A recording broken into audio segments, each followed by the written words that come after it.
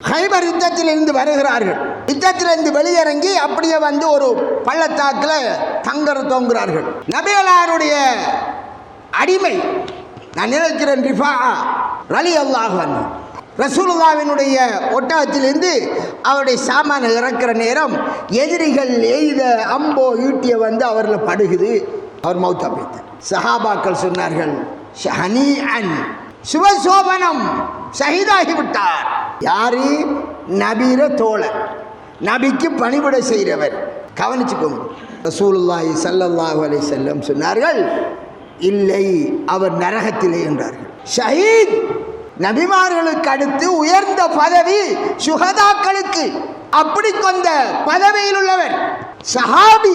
இப்போ பலஸ்தீனில் மௌத்தாகிறாங்களே அல்ல, இது காலவரில் மௌத்தானார்களே அல்ல, நபியோடு இருக்கிற போது என்னென்று பார்த்தால் சொன்னார்கள் ஸல்லல்லாஹு அலைஹி வஸல்லம், அவர் கனிமத் பொருள் பங்கு வைக்கப்படுவதற்கு முந்தி யுத்தத்திலே வெற்றி கொள்ளப்பட்டால் அங்கே கிடைக்கிற பொருளை எல்லாம் சேர்த்து ஆட்சியாளர், அந்த படையின் தலைவர் ஒவ்வொருத்தருக்கு பங்குகளை கொடுப்பார். இப்படி பங்கிடுவதற்கு முந்தி அவருக்கு ஒரு ஆடை, ஒரு சீத்தை, ஒரு போர்வை ஒன்று அவருக்கு அழகாகப்பட்டது. அப்படி எடுத்து அவர் ஒளிச்சு வச்சுட்டார்.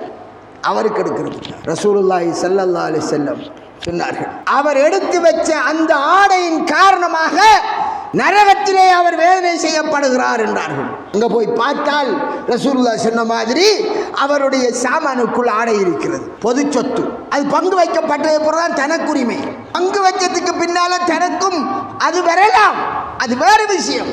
ஆனால் கை வைக்க அனுமதி இல்லை சொன்னார்கள். அப்போ ஒரு சாபி செருப்புட பட்டி எடுத்துக்குவார். செருப்புட பட்டி யுத்தத்தில் பிடிபட்ட அந்த சாமான்களுக்குள் கிடைத்த ஒரு செருப்பின் பட்டி எடுத்துக்குவார். பட்டி எடுத்துக்கு வந்து கேட்கார், அல்லாஹ்வுடைய தூதரே, இதுக்குமாண்டு? ஆம், மறுமை நாளையிலே அவன் செருப்பு பட்டியையும் கொண்டு வருவான். எப்படியாம்? விவரமாக சொன்னார்கள் இன்னொரு ஹதீஸிலே, ஒட்டகத்தை தூக்கி கொண்டு வருவான், கழுத்திலே அது கட்டிக் கொண்டிருக்கும். யா ரசூலல்லாஹ் அகிஸ்னி, அல்லாஹ்வின் தூதரே எனக்கு உதவுங்கள் என்பான் மஹ்ஷர் மைதானத்திலே. ரசூலுல்லாஹி ஸல்லல்லாஹு அலைஹி சொல்வார்கள், நான் உனக்கு எத்தி வைத்து விட்டேன், உனக்கு இன்று நான் எந்த உதவியும் செய்ய எனக்கு எந்த உரிமையும் இல்லை. லா அம்லிகு லக மினல்லாஹி ஷைஆ. செருப்பு பட்டி அதற்கு தான் பொது சொத்துகள், அதிலே கையாடுவது. இன்று ஊழல் மூலமாக உழைச்ச காசுகளால் கட்டடங்கள், காரோடுது. அதிலே அரசியல்வாதிகள் அவங்க ஊழல் செய்கிறதே விளங்காது. ஆனால் அவருக்கு கொழும்பில் ஒரு அப்பார்ட்மெண்ட் இருக்கும், அவருக்கு ஒரு அப்பார்ட்மெண்ட் இருக்கும். என்னையா அரசியல்வாதி ஒரு கெண்டக்கு எடுத்து கொடுத்திருப்பார், ஒரு 10 கோடி ரூபா, அதில் வந்து ஒரு 2 கோடி ரூபா ப்ராஃபிட் வரும் என்றால் 120. ஆனால் அந்த வேலை என்னது?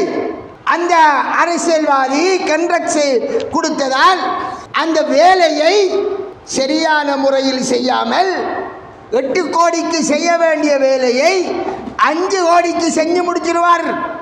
3 லட்சம் ரூபா ஊழல். அதில் இவருக்கு ஒரு 50 லட்சம் ரூபாய்க்கு ஒரு வாகனத்தை கொடுத்தால் கிஃப்டாக, அதில் 1 கோடிக்கு ஒரு அப்பார்ட்மெண்ட்டை வாங்கி கொடுத்தால் இதெல்லாம் ஊழல், தெளிவான ஹராம். ஸல்லல்லாஹு அலைஹி வஸல்லம் சொன்னார்கள், ஊசியாக இருந்தாலும், ஊசி, இந்த பட்டன் கட்டுற ஊசி இருக்கலாம், இந்த ஊசியையும் ஊழல் செய்திருந்தால் அவன் அந்த ஊழலோடு வருவான் மஹ்ஷர் மைதானத்தில். அன்புக்குரிய சகோதரர்களே, நாங்கள் ஆபீஸில் இருக்கோம்.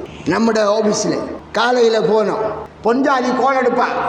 என்னங்க வரும்போது கொச்சிக்காய், மிளகு, உப்பு, மாவு இதெல்லாம் வாங்கணும், கொஞ்சம் பொருள் என்று ஒட்டி வேறு என்ன செய்வார்? முன்னுக்கு இருக்கும் ஏ4 சைஸ் பேப்பர் ஆபீஸில், அது ஆபீஸுக்கு வாங்கப்பட்டது.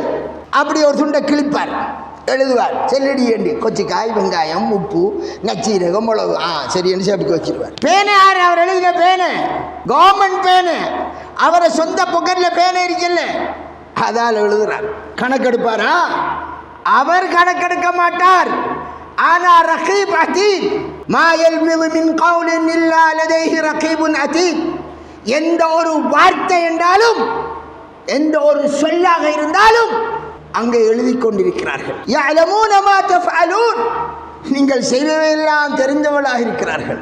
மஹ்ஷர் மைதானத்தில் அதே தோளில் சுமந்து கொண்டு வருவார்.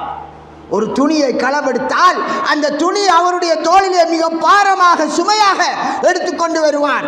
ஒரு சான் நிலம், நேற்று ஒருத்தர் சொன்னார், ஒரு பள்ளிக்காணி ஒருவர் செல்லார், ஒருவருக்கு 3/4 ஏக்கராம், பள்ளிக்காணி 3 ஏக்கராம். கொஞ்ச காலத்தில் பார்த்தால் பள்ளிக்காணி 3/4 ஏக்கரா போய்த்தாம், அவரை காணி 3 ஏக்கரா போய்த்தான். சொரண்டி சொரண்டி சொரண்டி சொரண்டி வரம்பு செதுக்கையே சுரண்டிடுவார்.